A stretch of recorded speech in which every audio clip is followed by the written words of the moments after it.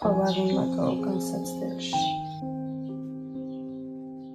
21 წლის მარიამის დღე ცრემლიანი ლოცვებით იწყება. მშობიარობის შემდეგ მის სხეულში გაჩენილი კენჭი ნაღვლი სადინარშია გაჭედილი და ჯოჯოხეთურ ტკივილებს აყენებს. მის გვერდით პატარა გაბრიელის ტირის. წარმოიდგინეთ რა ძნელია, როცა დედა თავისი კიბიშოს ხელში აყვანასაც ვერ ახერხებს. პატარა ანგელოზი ჯერ კიდევ არ იცნობს დედის ბედნიერ თვალებს. ოჯახს საარსებო საშუალებაც არ გააჩნია და უკიდურეს სიღატაკეში ცხოვრობს. როცა ტკივილები მაქვს, გრძნობს ჩემი შვილიც, ნუ ყოველ წამს ტირის ვერ ამყავს ხელში, ვერ ვაჩერებ.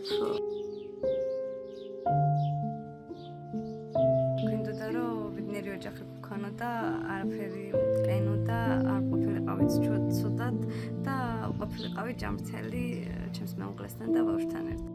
მარიამის მეუღლე მტრიან ქუჩებში სიცივესა და ყინვაში ებრძვის ყოფის სიმძიმეს. ღამეში 2-3 საათი ამძინავს, იმიტომ რომ ყავდეს ჩემი ოჯახი და ჩემი მეუღლე კარგად.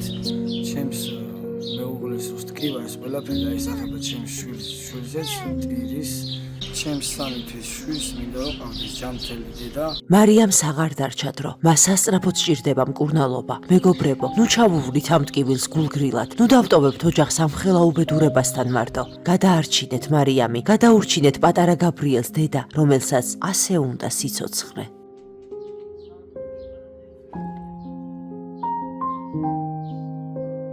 ჯერ ახალგაზრდა ვარ და მინდა რომ დიდხანს ვიცხოვრო ჩემ პატარასთან ერთად. მინდა რომ მალე გავიკეთო ოპერაცია, რომ ჩემი შვილს ჯანმრთელი დედა გქონდეს.